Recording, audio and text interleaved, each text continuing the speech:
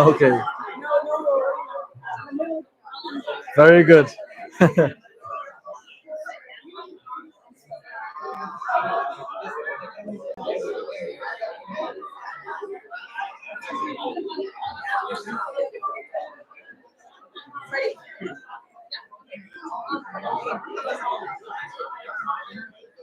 everyone. We're going to be getting started soon. Please, before we get started, if you can just always remember to move a little bit forward, scoot up. We get a lot of people for this session, so we want to make sure that everyone has some space. So just one scooch. Inshallah. Yeah. Okay, everyone. Go. Let's go. But yeah, welcome to Siraat. I wanted to introduce our esteemed guest, Ustadh Mohammed Isaaq. Ustadh Mohammed Isaaq is the founder and instructor of Know Yourself program. Mohammed was born and raised in Birmingham, UK. Following his postgraduate studies in education, he has had the privilege of pursuing his studies under various teachers in the UK and abroad, including Morocco, Jordan, and Canada. He has recently graduated as a student of psychology at the Cambridge Muslim College. Upon his return to the UK in 2017, he has been teaching alongside other community projects and has now delivered programs in over 40 countries to a worldwide audience of over 35,000 participants. Everyone, please give him a round of applause.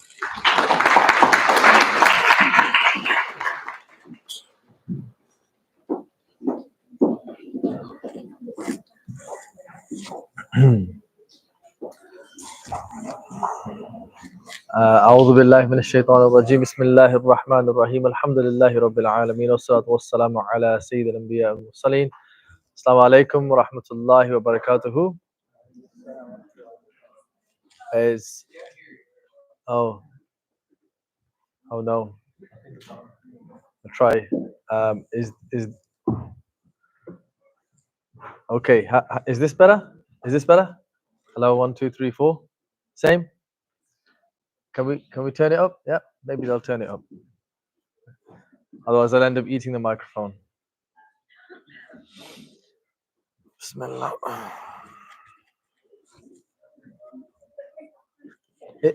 Yeah. Oh, wow. Sorry. Bismillah. Hello. 1 2 3 4. Bismillah. Is that clear? At the back? You guys? Yeah? A little bit. Okay. Shall I just hold the mic? Maybe I'll hold the mic. Yeah? Bismillah. Yeah, that's better. Yeah? Okay. All right. I know this is going to be a bit of an odd request, but do you have a whiteboard? Yeah. Oh, there you go. Yeah. If you could just pop that to the front. Yeah. I know it's not a class, but I don't like doing talks. It feels pointless. Okay, أعوذ بالله من الشيطان الرجيم بسم الله الرحمن الرحيم الحمد لله رب العالمين والصلاة والسلام على سيد الأنبياء والمرسلين سبحانك لا علم لنا إلا ما علمتنا إنك أنت العليم الحكيم اللهم انفعنا بما علمتنا وعلمنا ما ينفعنا ولا حول ولا قوة إلا بالله العلي العظيم اللهم أرنا الحق حقا وارزقنا اتباعه وأرنا الباطل باطلا وارزقنا اجتنابه اللهم افتح علينا حكمتك وانشر علينا رحمتك يا ذا الجلال والإكرام اللهم ربنا زدنا علما. Allah increases in knowledge. Glory be to you, O Allah. There is no knowledge by ourselves or from ourselves except by what you have taught us, and indeed you are all knowing and all wise. O Allah, benefit us by what you teach us and teach us that which will benefit us. O Allah, show us the truth as the truth truly is and give us the rizq, give us the sustenance of following it. And show us falsehood as falsehood truly is and grant us the ability or give us the rizq of avoiding it.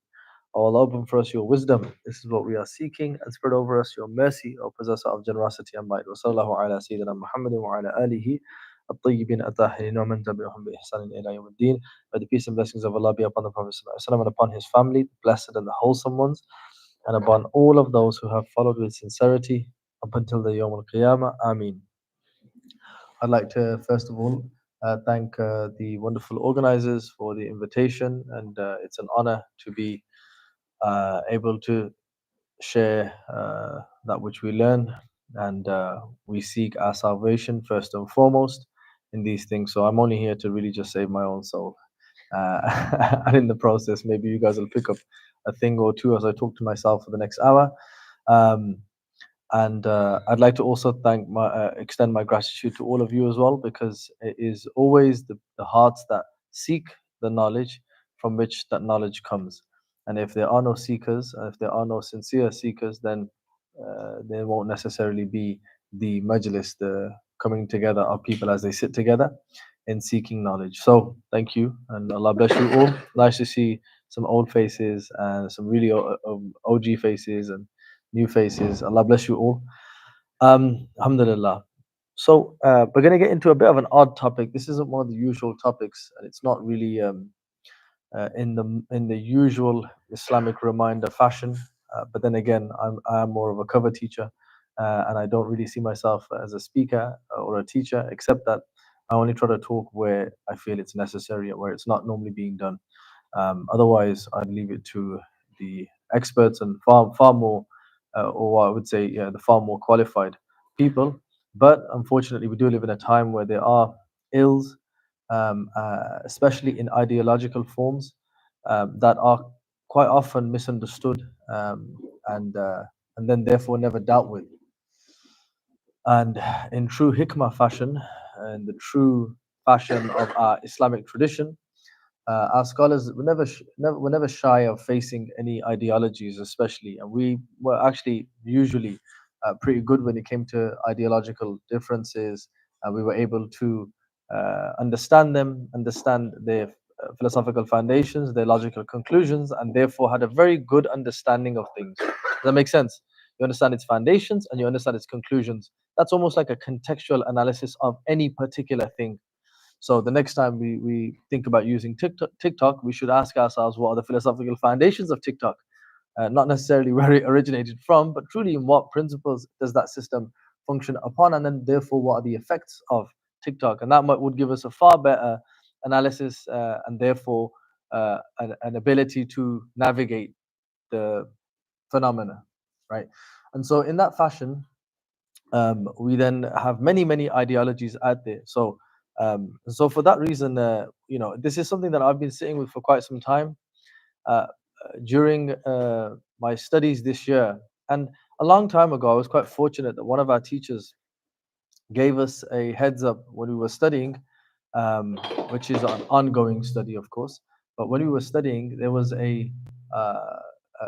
a reminder that we have to be students of two traditions, not just our tradition, but to really understand the tradition of the world that we're living in. Because if we cannot understand the world that we are living in or we are going in, how can you navigate and establish that which needs to be established? Does that make sense? Meaning you have to understand. I mean, for example, if you learn something and then you go and speak to somebody, if you don't understand that person's language, or the context in which that person is living in, it's very difficult to really convey your message across. This is why we had post Aqidah, you had the development of the subject of Ilm al Kalam, right? And I hope that, that all of you have done your fiqh classes and your Aqidah classes, and then you continue your subjects and studies. And you start to look in this subject. This was a subject that developed over time, which really dealt with the differences in ideologies, but finding the common ground between the differences. When you can understand the philosophical foundations of a particular idea, you are then able to clearly deal with the idea and to take the good from it and to leave the bad from it, right? And that's the way the Muslims did things. They weren't really insecure in the way we see Muslims today, because most insecurities that knowledgeable Muslims have is that they have knowledge in just a few different subjects. But Islam, as we know, and we commonly hear in all these historical references, that Muslims were leading in this subject and that subject and that subject. Why is it that whenever we speak of Islamic sciences, we can't get past 5 subjects? We think theology, fiqh, tajweed, tafsir, seerah, and after that we think is maths an Islamic subject? Yet we all run around talking about how we were the leading mathematicians, right? Logic, we sometimes get a bit uncomfortable with because somebody said logic was not good, and so on and so forth. So it's a shame that we've come to that. And so our teachers always emphasize to study not just our own religion, but to understand other. And one important one is this, studying Western philosophy.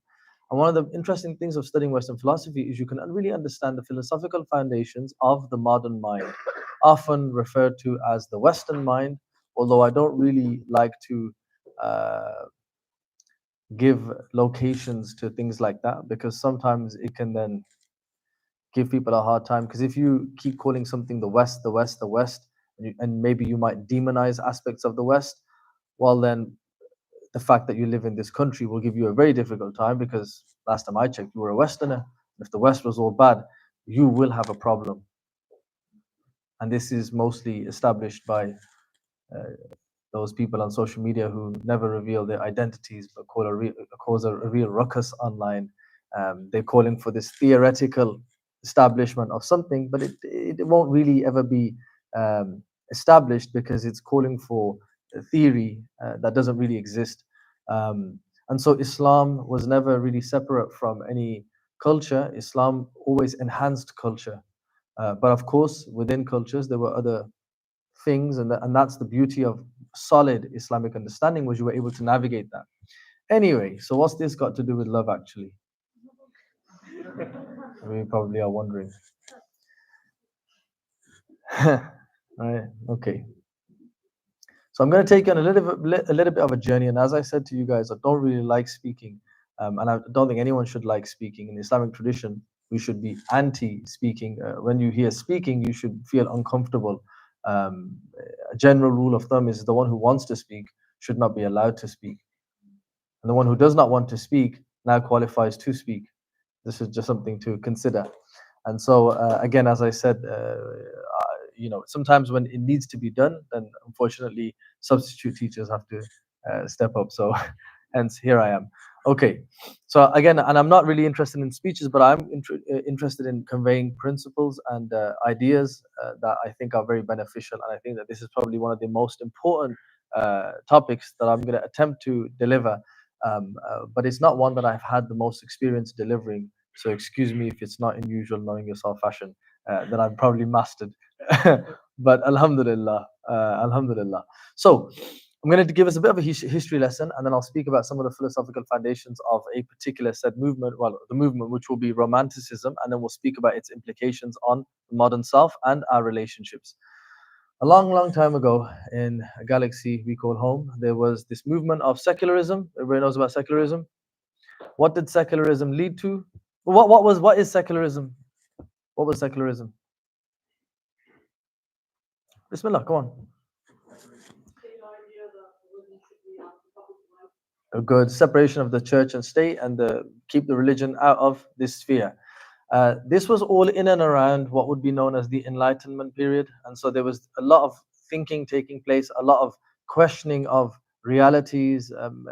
This was predominantly off the back of Christianity. Well, it was off the back of Christianity, because Christianity had failed to provide an understanding. I mean, its theology was flawed, and so really people were fed up with the church and with religion and so on. And so there came these thinkers. These thinkers then became these ultra skeptics. What is true, and so on and so forth. That led to the birth of this age of secularism, which then made people really rediscover how do we pursue truth. And they concluded that that truth can be established through the mind, through reason. That is the thing. One thing that I'm sure of. This was from those thoughts. I'm just giving you a history lesson. I'm not saying this is necessarily true or good or bad. If anything, I'll say it's bad. But you had people saying phrases such as "cogito ergo sum," I think, therefore I am. We don't need to say "I think, therefore I am." We just know we are. And anyone who says to me, "Oh, but are we?" I'll go punch them in the face, and then they'll say, "Why'd you punch me?" And I'll say, "Did you get punched?" And these are the philosophical foundations of contradictions. It's nonsense. It's not hard to deal with nonsense, by the way. Let me tell you that. Remember this. It's not hard to deal with nonsense, no matter how fancy Jordan Peterson's words are. They're just fancy words, I'll tell you that. They're really not that complex. Anyway, so there came this movement, and then so then people became really rationalists. Everything was in and around the mind. Everything was understood from our thinking, in and around our thinking, and hence you started to have the birth of certain ideologies. So skepticism was rife. Everybody was really freaking out now. What do we know what is true anymore? But what I do know is I'm thinking, therefore that's true. But you might be thinking something, I might be thinking something. So does this pen have a reality anymore? And so therefore reality then became, off the back of your thinking, you see as something that writes red, and I say, but it's an expo pen. What are the universals, and how can we conclude this? And this became really the pursuit of what became the Enlightenment period, in which the mind was given full license over everything. And you had out with the old, and literally, I mean, modernity comes from the Latin modos, which has this meaning of the here and now, novus seclorum, all of this, the new world order. This is all about the here and now is always better than what was, and therefore tradition was out the window, and these movements were established. So you had a strong focus upon the mind. Okay, this is what gave birth to the new way of thinking philosophically. And so empiricism, science, I can see it, therefore it exists. If I can see a direct correlation between two things, that the more we test that will determine truth. So smoking, and you seem relaxed, therefore smoking is good, and that was thrown around as if it was an absolute truth, until we realized it caused you problems. And then science developed and evolved, and this was all science. So scientism is basically empiricism, and empiricism is my senses and what I conclude from my senses. Hence, the soul was completely rejected. So many things that are secular in framing, even maybe the therapist that you may consider going to or are going to, most of these frameworks don't really care and consider your soul. So don't be surprised if after 6 months you find yourself in a very similar situation again, facing the loneliness that haunts you every evening. Because nothing will satisfy you except the dhikr Allah. That is the fundamental truth, and nothing of the dunya. However, when you had this rational world that was based upon observations, they then started to conclude, and these became certain movements in which now what we were sure of, what we were not sure necessarily of your religious take on this pen. What we knew was that we could color reality by your perspective and my perspective. And therefore, many things that had realities were now rejected, and people formed realities. Does that make sense? So, reality of the pen was formed by the mind. She had an idea, I had an idea. We put that together and we concluded things. This then led to moral relativity, because what was right and wrong anymore? If she thinks it's right, it's all good with the pen. But if she thinks, doing X activity is right and I think it's wrong, who's right anymore? This became, so you had not just this skepticism, you now had, and not just an individualism, because my way was entirely related to me. You also had moral relativity. So right and wrong now was linked entirely to your direct experience. That makes sense, right? You've seen something good by your observations, and if you see something bad by your observations, you will determine it. And hence phrases like one man's terrorist is another man's freedom fighter. Now some of us may even say, we don't say we say there is objective truth irrespective of your subjective experience. That a terrorist is a terrorist by the definition of what terrorism is, and a freedom fighter isn't freedom fighter by the definition of what a freedom fighter is. We don't have relativity when it comes to these types of things. Truth is truth. In the modern world at that time, truth really got questioned, and you had truth now with a lowercase truth. But for us, we have solid capital T truth, that there is truth.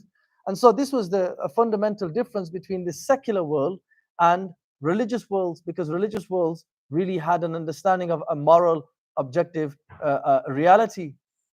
Anyway, so what happens? You get the birth of the Industrial Revolution. You start to get capitalism, and everyone's focused on the mind, and you have people inventing things. And really, I mean, when you don't have morality in your inventions, you don't make what Muslims made. What did the Muslims make? Like soap and, like glass and this and that. What did the modern world end up making? Guns and bombs. And you can just look at Oppenheimer for more information. I mean, did you know Oppenheimer tried to kill his science teacher? Fascinating. Was it in the movie? I never watched the movie, but okay, it was in the movie. Yeah, I mean, it's crazy, huh? Like, these are disturbed hearts. In our tradition, a scientist really was. I mean, the Blue Mosque was formed off the back of of sainthood. You know, it was to impress God in your invention. But this was completely different anyway. So what happens in this world now as it develops? What happens to beauty? What happens to truth? What happens to love? If everything is my mind, where are my feelings? Got that? So where you had the movement of rationalism, you also had a movement that was looking for everything that religion was giving, but now it wasn't finding it in the rational worldview, because the rationalist doesn't care about your love. It cares about material, capitalism, things like that. But where did love fall under? Where would beauty fall under? Was beauty a ratio?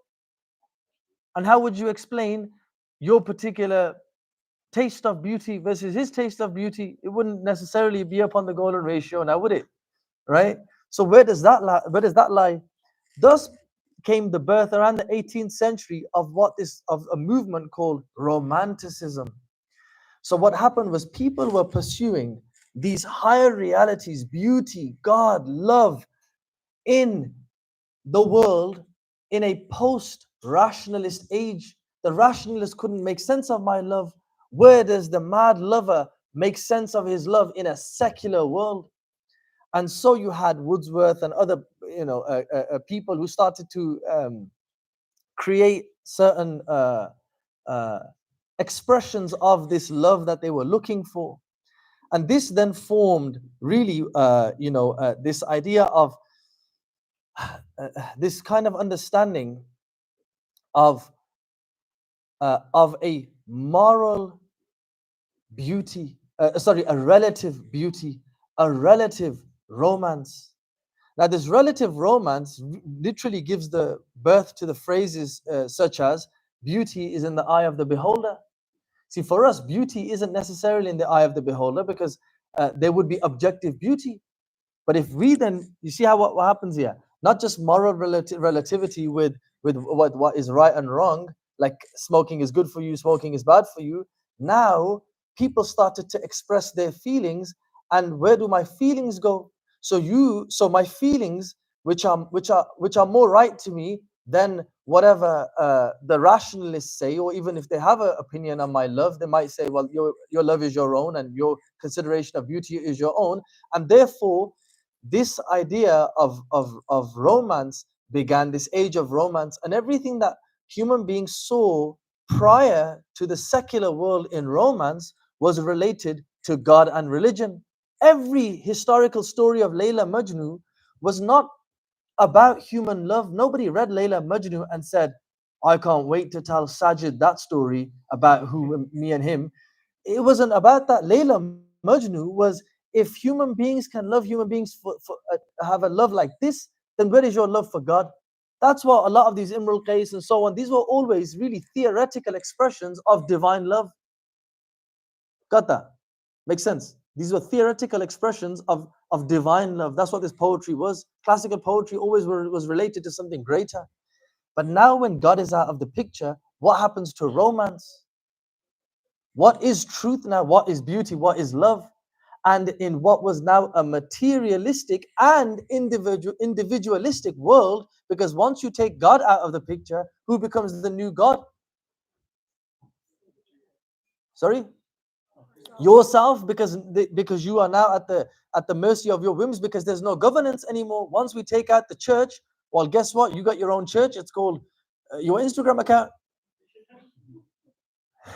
with your followers. Last time I checked, followers were called Tabi'een.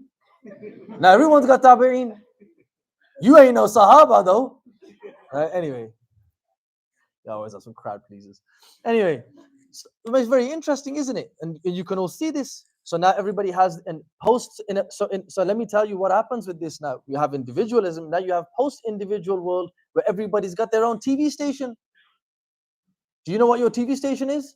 It's called your WhatsApp story, your Instagram story, which you are the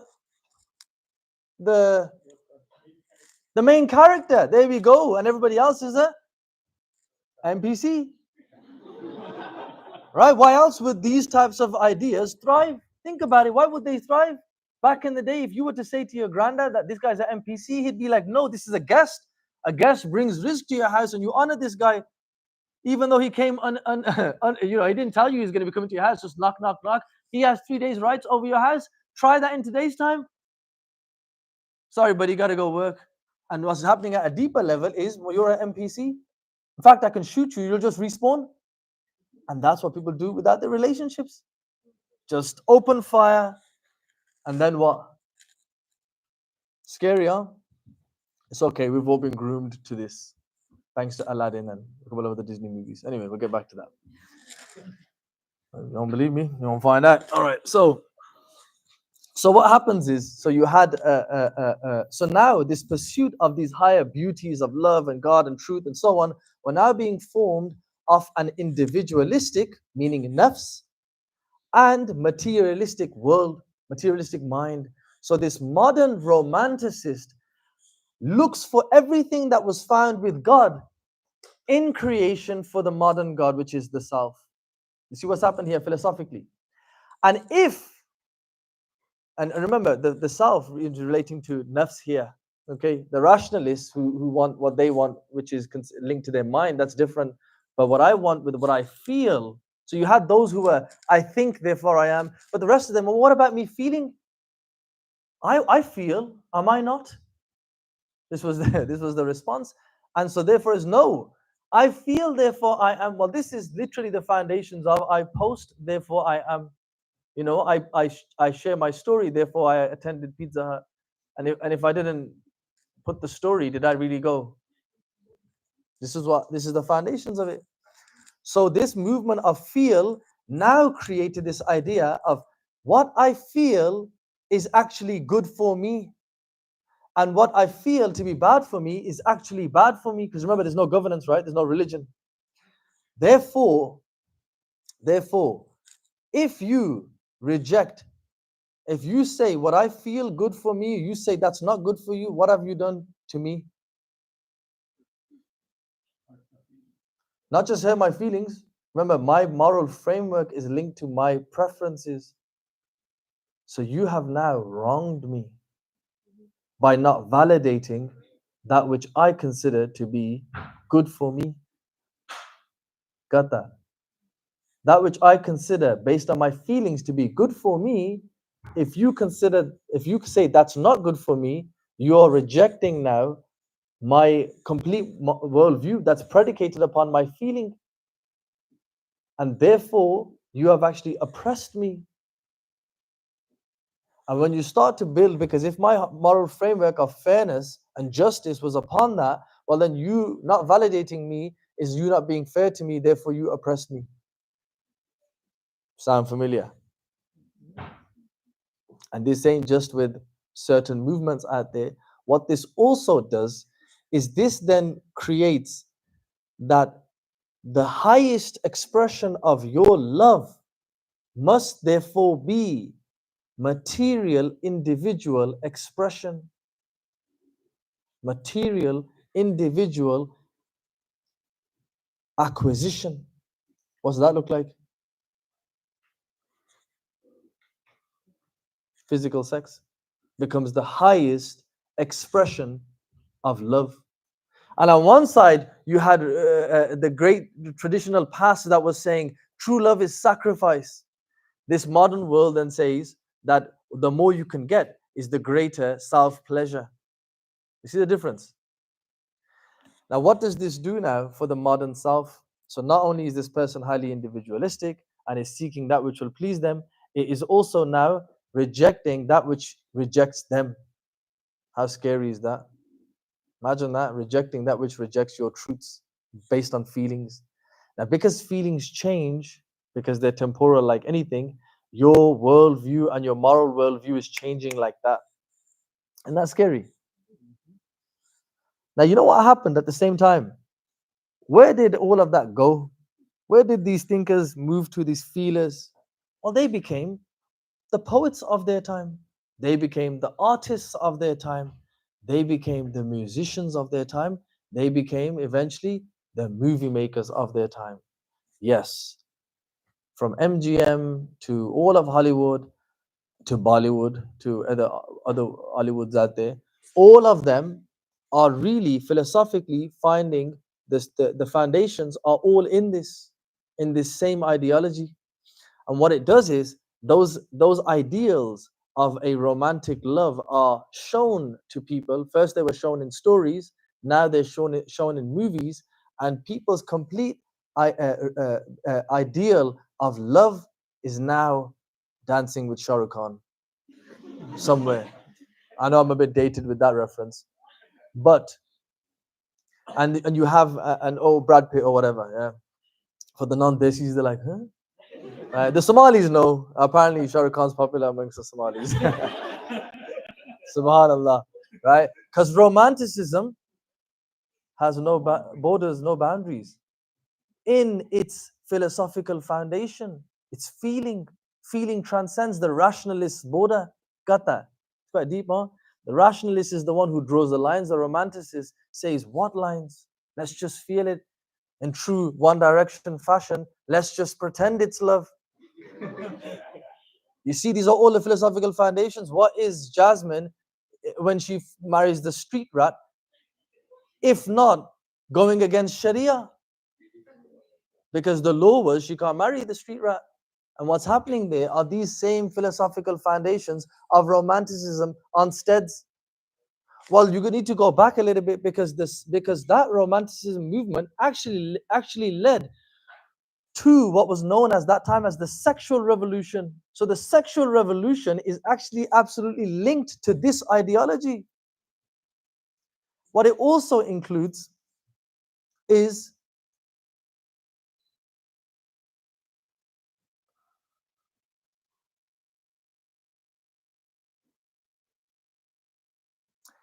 that then because these movements were really and they were thinkers. This was generally an elitist thing at that time.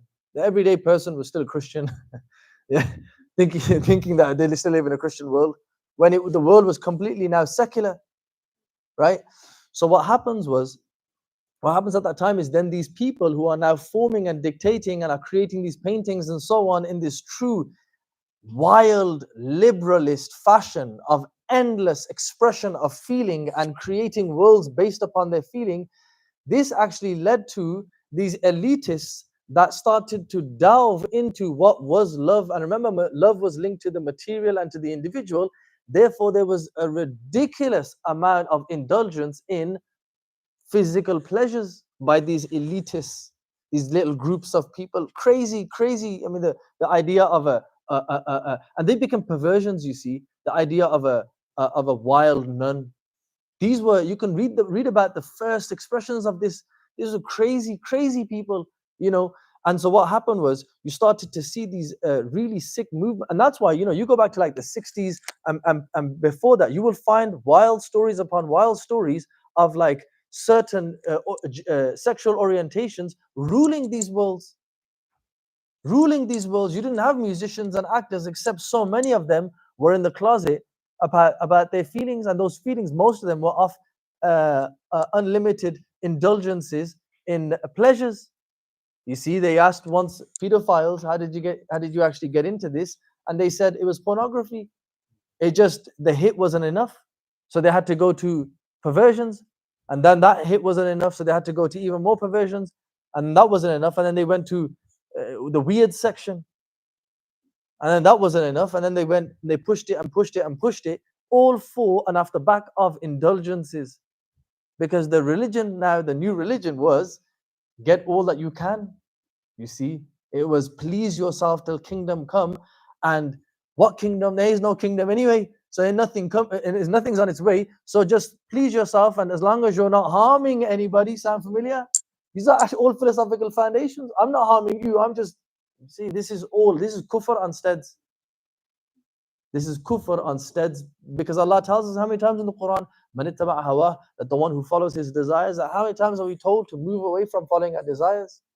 So Romanticism now develops and develops. You don't just have this this indulgence begins. You start to get these really sick movements that start to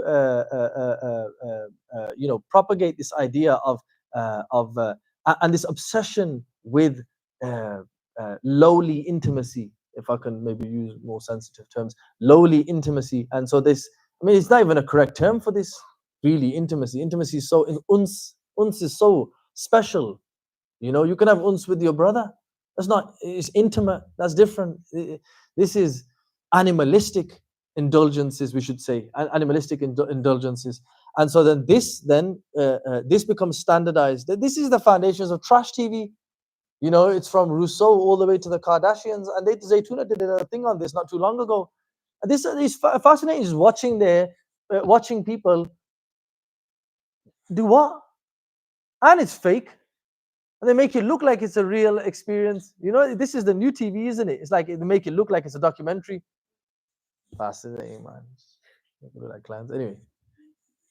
And so you have, so what does, so this is what it forms. So you got this,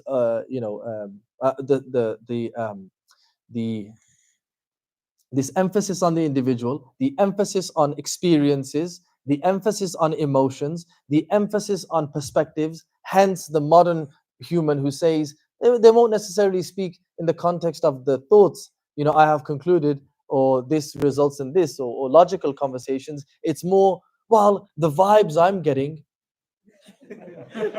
You see, like as if that's a complete contribution. It's a contribution, but it's not a complete contribution. And if all you're chasing is vibes, are you in trouble? Right? Imagine if you slap Islam back into this, in these children who have grown up in a completely secularized, post-rational, post-romantic world, and you bring Islam into them, and they haven't really changed those philosophical foundations, and they jump to a rationalist Islam, sound familiar? And a romantic Islam. So it gets very scary, because now people are looking for this literal rationalist understanding of Islam. Oh, it says, brother, it says this, so go on. This arrogance, the same arrogance of the secular reformist now comes into the religious reformist. If you're following, if you're not, sorry.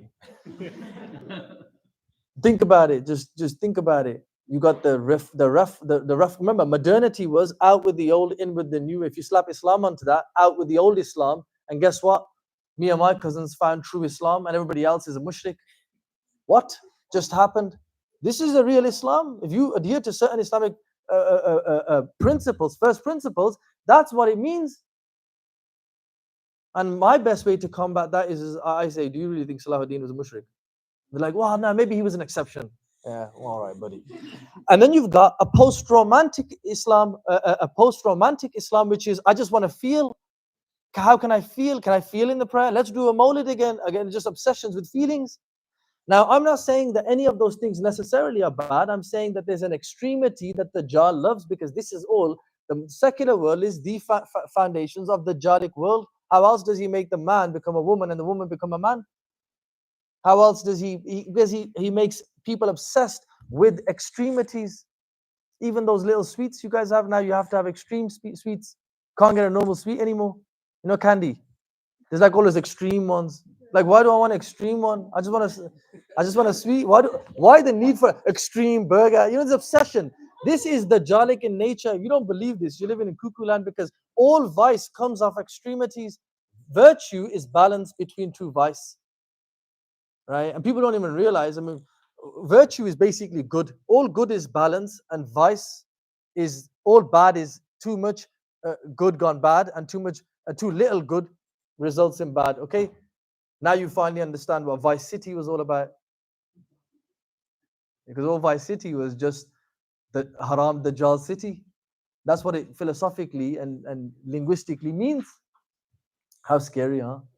So this obsession with experiences, the modern self just wants to experience all the time. I remember I came here in 2018 the first time, and I remember we sat with a particular sheikh, and this sheikh was from abroad. Allah yarhamuhu. It was from abroad, and the question that was posed to the sheikh was, Sheikh, how can we feel in prayer? كيف نشعر في الصلاة? And he goes, كيف تشعر? How can you feel? How can you feel? Man, ant, who are you that you should be feeling in prayer? I was like, damn, this ain't gonna fly in the Bay Area because it's all about the vibes here, isn't it? It's all about the experiences. And don't be surprised when you make the same philosophical foundations of liberalism hanging around this area. You see, you guys are in the valley of the beast. It's called Silicon Valley. No, I'm joking. Is it? Am I joking though? And you know why they were laughing? Because it's the mask to cover up the crime. Because we all know we have the traces of this. We have the traces of obsessions, of experiences. Why else do we watch Shah Rukh Khan run through the field? Because it's the obsession of the experience. There are healthy forms, right? When Sidi Uthman Aim sings, he gives me the healthy form of that experience, right? We read Quran, we do all this stuff, we have the healthy form of that experience, but there are very unhealthy forms of these. Because what will happen is, watch Shah Rukh Khan long enough, you will be running in the field with Shah Rukh Khan. But guess what? Ain't no Shah Rukh Khan in your life. Because this is the effect of it upon our modern self and our identities. Why do you think the Walid al-Haniya was such a big hit in 1996 or whatever, 98? Because it showed us, it showed the world, this was an old movie. Some of them, oh, what did he just say? He just speaks Swahili. It's an old movie about a young British girl who goes on a Euro trip, finds a really nice, really nice chap who talks good, looks good, has great hair, and she meets him. She has a little romance there. She comes back, and her dad says, "Well, now you're at the age to get married, and you're off to Pakistan. I'm sorry, India, too close to home. Sorry about that." And so she goes off to India. She ends up she's gonna marry her cousin. And what happens right before she gets married to her cousin or whatever that guy is? The Euro romance guy pops up along. Now, this movie became a massive hit. One of the reasons why it was a massive hit was because it was the epitome of Romanticism in 1997. Every woman, and I mean, and I had lots of older cousins, so I know this, because a lot of their life stories panned out the same way. Unfortunately, Shah Rukh Khan didn't come because he doesn't exist. And he was shown, the idea of this character was shown through us through the eyes of a very fruity man. Don't be surprised when you find out your director was a little bit. You see, and I told you the same philosophical foundations. Do you see this? You see what's going on here? They were championing all of these guys. You talk about, people who listen to their music, they didn't even know what's his name? The musician guy. Bohemian Rhapsody. Freddie Mercury. These guys were like crazy indulgence in these animalistic behaviors, and their music. And you listen to their lyrics, and then you realize, I just heard, and this is gonna be a bit wild now, yeah. I was with a friend of mine, and there was a music video on the screen where we were, and this was, and I didn't know this character. Apparently, like, I come from the world of Madonna, maybe Lady Gaga, so I don't know the latest ones. Doja Cat. I think I pronounced it right. And she had this song, She's the Devil.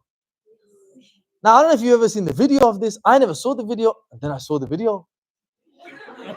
And then I actually heard the lyrics, and I'm telling you, tell me if I'm wrong, okay? Whoever's seen this, no one's going to say, huh? What video?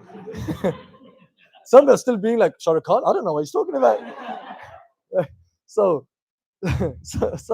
now in this, she's like dressed like a devil. There's a devil guy, and there's like a baby, like a womb, and then she cuts the womb, and this womb is just the womb without anything else. There's no human, just a womb and a little baby in there. And then she cuts it, and in the next scene, she's with a wheelbarrow with human flesh. And this is supposed to be normal. I think 5 years ago, I don't know the can't remember the guy's name, but that guy's whole song was about drugs and suicide. He got killed apparently. Yeah, that I mentioned that last. I think I mentioned it last week, or whenever I was here last. But this is the philosophical foundations of this madness anyway. So you have this ridiculous emphasis on individual and on feelings and on experiences and emotions, and worldviews are predicated upon that. And for you to reject that and not validate that, then you have wronged me, and this is absolutely wrong. Because the religion in the deen, indeed the religion with Allah is Islam. That your only thing worth your breath is Islam. And this is all rooted of the secular foundation is ghafla, which is forgetting God. And so when you forget God, you are replaced with these modern gods. These modern gods that then make you and your feelings, and that's what it is, right? This is how I feel inside. I don't got the reference. Anyway, yeah. But this is the epitome of it. Just because I'm dressed a certain way does not make me a police officer, right? If another reference, if you know, you know. That. But this is the foundation of that experience. So we have to be careful now. We really have to be careful as to what are the effects of that on your life. How individualistic have you become through these experiences? All of us here, and I'm telling you now, I'm not free of this either. Every single one of us, if we're not careful, we'll not forget. Every single one of us will have traces of individualism, of experiences. I told you guys the story, right? I think last time about how I use this for da'wah. You see, because if I call the talk liberalism and philosophy and blah, nobody will come. If I call it love actually, it's like, oh. I feel like I know this, right? That's why you're all here. You see, because this is what it is. You know, if you have a business, use this for your business, right? And the du'at should be aware of this. But what more importantly, I want you to consider that we're not saying the feeling is bad, right? We have a beautiful expression of the Prophet ﷺ with the loss of his son. He said, "Inna al-'ayna tadma' wal qalba yahzan," that indeed the eye weeps and the heart is saddened. We don't say except anything that displeases Allah. That there is emotional expression in the religion. There are places for feelings and so on and so forth. The problem is that we are seeking feelings and we are seeking experiences with dunya. You see, and we are becoming bent, right? No pun intended. We're becoming bent in a way that actually moves us away from the letter of the law. And so, in experiencing the religion, we might then not want to do it when we don't feel like doing it, right? And so, we have to make sure that we're tying ourselves back down in a balanced way to the thinking aspect of the religious experience, meaning learning knowledge, and that our feelings are not the government, the personal government that dictates what I do and what I don't do. You see, and the other scary thing, by the way, is how, and this is one of the conclusions of all of this as well, is how that sexual preference has been arrogated to one's identity. Isn't that crazy? That your identity is I'm straight. And that's like as if my sexual preference is highlighted to my identity. That's the epitome of individualistic materialism. Isn't that bonkers? That is peak madness. Peak madness. Then it comes to this other thing, which is this celebration of individual authenticity. So being yourself all of a sudden becomes right. And that's scary. Now, I'm not saying don't be yourself, but I say be yourself with some rules. Because if you just be yourself and you are the one who dictates to what degree you be yourself, we're all in trouble. And this is, there's many examples of this. One of them would be going to the therapist and sharing all your sins. No, you don't share your sins. You don't share your sins. You do not share your sins. But now it's like, well, I'm not being authentic. People want to get married and they say, well, should I tell my spouse about my history and this and that? No, you don't tell. It's as simple as that. You don't. Because if you start to do, oh, well, am I being authentic? Yes. Because you can't be yourself. You know, if you're interested on this with a far more, with a true teacher, you should listen to in the graduation that I was a part of, the one that I graduated. You should Google Islamic psychology Cambridge Muslim College 2023. And in that, Sheikh Abdul Hakim Murad, there's like a 10-minute speech or 15 minutes, a short talk on some of this in terms of these movements of being yourself. And then what is the concept of freedom? Freedom to express, but who regulates how much I express? Something worth considering. Somebody better be giving you guidance on when and where to express. Because if I start crying here about things that are bothering me, that wouldn't be very wise, would it? I have the license to be expressing myself. But is this the place? So you have to have governance. So then you have this ridiculous expression of authority and authenticity. Now, what does this work? So I skipped the whole relationship part. What does this do in relationships? Well, the relationship is no good if I'm not allowed to feel completely. Did you know, like before Romanticism and before Bollywood made its entrance, you got married. If you were a farmer, you married a farmer's daughter, and that was it. And this obsession with intimacy and love as an exclusive pact was never there. You see this? It was never originally there. That people had wonderful marriages and not maybe the most wonderful physical intimacy, and that was okay. Now this is the measurement of how I'm doing, and that's scary. Think about that, because if you get married for the feeling will move and will change, and you're in trouble. You are 100% in trouble. So Romanticism now gives us this modern ideology that not only will you be married, when you meet this person, you will experience completely yourself authentically and you will be understood. This fallacy that drives so much of us to this excitement that I will meet somebody and just who looks good and talks good, this person magically will understand me completely. And anyone who's married laughed, which is why most of you never laughed.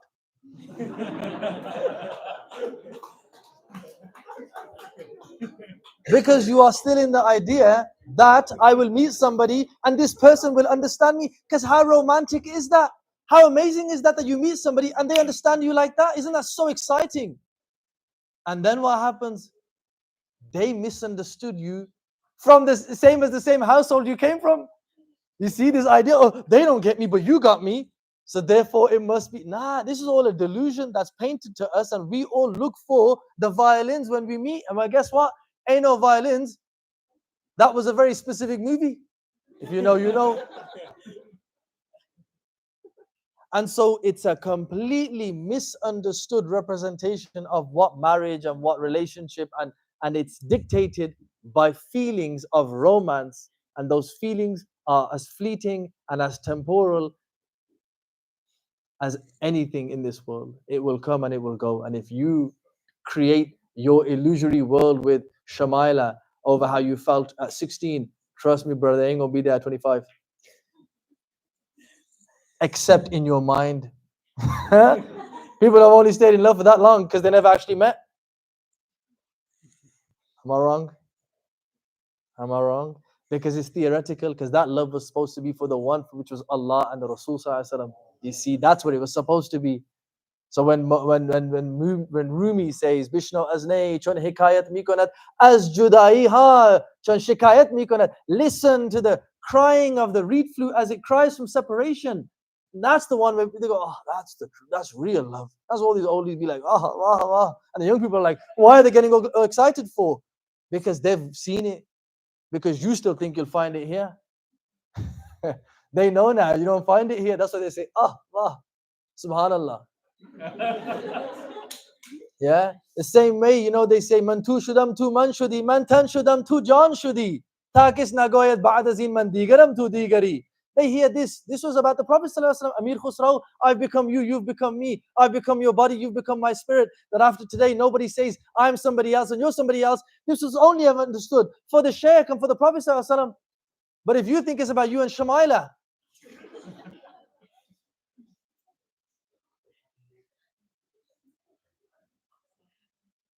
and the rejection of conformity and tradition. Will we have time after the prayer?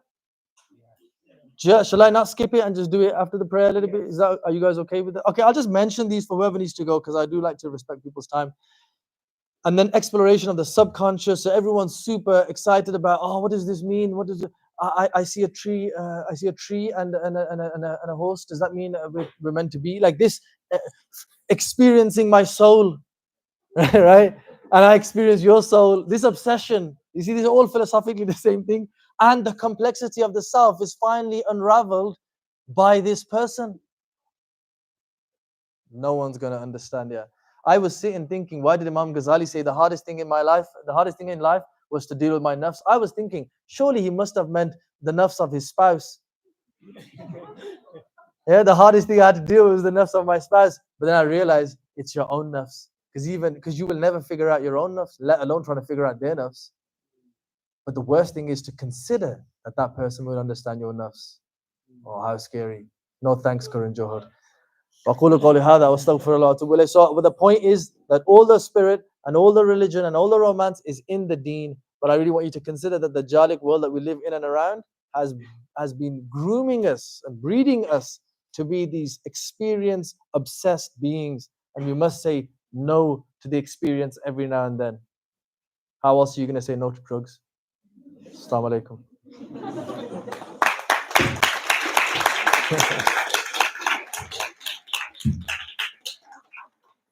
Yeah, sure. Sorry, you can go. Hello, everyone. Can you guys hear me okay? Okay, I'm tangled. I'll just stand here. So everyone, if we could just give Ustadh Mohammed Isaaq another round of applause.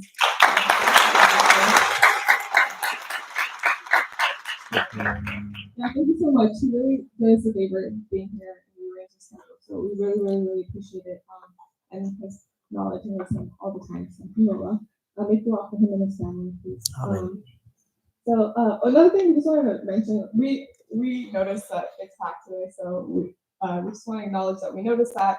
We're really sorry about that.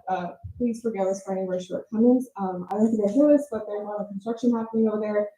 So inshallah, make dua for the masjid that gets done soon, but we just did want to apologize for the space issue. Inshallah, we'll get that fixed soon.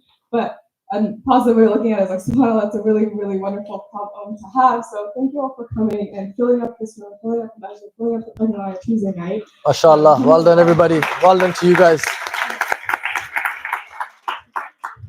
So very, very, very blessed and grateful for this problem to have. But again, just forgive us for any of our shortcomings, and if it was hot and things like that, but we will continue to try our best to make it as comfortable as possible for you all. Next week, soon as if people will come back from the break, next week we will have Ustadh Hussain, and she'll be joining us, inshallah. So we'll see you next week, inshallah. But anyway, Isha will be in that hall there for you. Yeah, we'll be coming back after Isha. Yeah, that's everything for us. We'll see you soon. Is that all for coming?